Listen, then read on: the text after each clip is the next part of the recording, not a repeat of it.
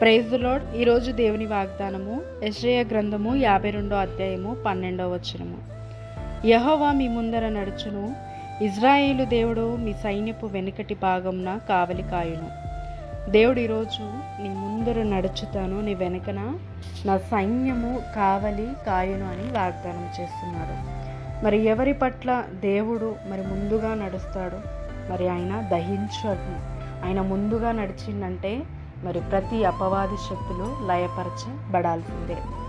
దేవుడు ఇక్కడ సువార్త విషయమై ఎవరైతే సువార్త విషయమై ఆ పాదములు దేవుని వైపు నడుస్తాయో వారికి ముందుగా వెనుకకు దేవుని యొక్క సైన్యము కావలి ఉంటుందని దేవుడు చెప్తున్నాడు. ఈ లోకంలో ఎన్ని చేసినను ఏది లెక్కింపబడదు, ఒకటి లెక్కింపబడుతుంది, సువార్త. నువ్వు దేవుని గురించి ఒక మాట చెప్తున్నావా, దేవుడు మేలు ఒక మాట చెప్తున్నావా, అదే గొప్ప రక్షణను, అదే గొప్ప ప్రతిఫలమును దయచేయబడుతుంది. ఇక్కడ ఒకరు రక్షింపబడితే పరమందును విందు జరుగుతుందంట. నీవు ఈరోజు ఎవరికైనా ఒక్కరికైనా సువార్త ప్రకటిస్తున్నావా? ఎలా చెప్పాలో తెలియదు, ఏమని చెప్పాలో తెలియదు. దేవుడు నీకు చేసిన మేలులో చెప్పినా కూడా అది సువార్తని. దేవుణ్ణి నువ్వు గణపరిచినప్పుడు దేవుడు అది సువార్తగని మార్చబడుతుంది. దేవుడు నీ జీవితంలో ఎన్నో సాక్ష్యములను, ఎన్నో మేలులను, ఎన్నో అపాయముల నుంచి నిన్ను తప్పించున్నాడు.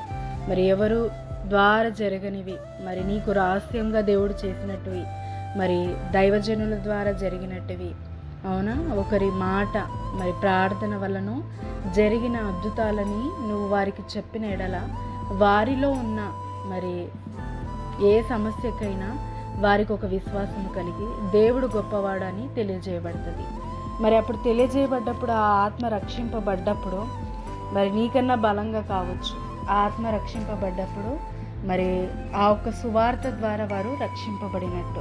వారికంట దేవుడు ముందుగా నడుస్తాడు. నీకు దేవుడే సహాయము చేస్తాడు. నీకు ఆలోచన ముందు మొదటగా ఉన్నట్టయితే మిగతాది దేవుడే నీకు కావలసినంత దేవుడు సమకూరుస్తాడు. అదే విధముగా దేవుడు నీకు దహించే అగ్నిగా, తండ్రిగాను అన్ని విషయంలో తోడుగా ఉండి నీకు కలిగిన వాటన్నిటికీ దేవుడు తన సైన్యముతో కావలి దయచేస్తాడు.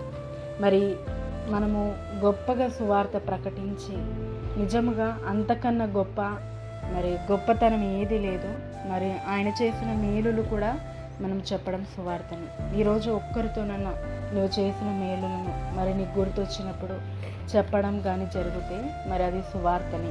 అదే విధముగా వారిని ఒకవేళ చెప్పడానికి ధైర్యం చాలలేకపోయినా, చెప్పడం ఇష్టం లేకపోయినా వారి గురించి ప్రార్థనలు పెట్టి వారి రక్షణ కొరకు ప్రార్థించి వారికి ఇతరుల ద్వారా అందించడం కూడా అది సువార్తని. ఈ విధంగా చేసి అనేకులను నీవు రక్షించి దేవుని వైపు తిప్పి దేవుని వాగ్దానము నీ జీవితంలో నెరవేర్చబడును గాక. ఆమేన్. ప్రార్థన. తండ్రి, యేసుక్రీస్తు నామమున ప్రార్థిస్తున్నాము. నిజముగా సువార్త ప్రకటించు వారికి అయ్యా నువ్వు వారికి తోడుంటున్నా అన్న విధానాన్ని బట్టి వందనాలు. నీవు ముందుగా నడుస్తానన్న వాగ్దానము చేశావు. నిజంగా ఎంత గొప్ప భాగ్యమయ్యా. నువ్వు మా ముందు నడచగా ఎలాంటిది ఇంకా మాకు కుదవనే ఉండదు. మా వెనుకపు ప్రతి దానికి, మాకు కలిగిన ప్రతి దానికి నీ యొక్క సైన్యము తండ్రి ప్రభువా కావలిగా ఉంటుందని ఈరోజు వాగ్దానం చేస్తున్నాం.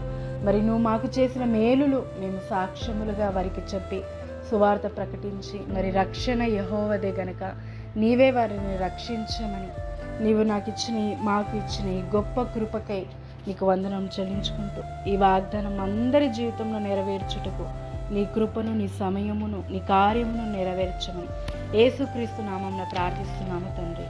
ఆమేన్.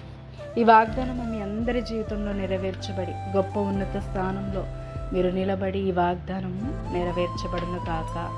ఆమేన్.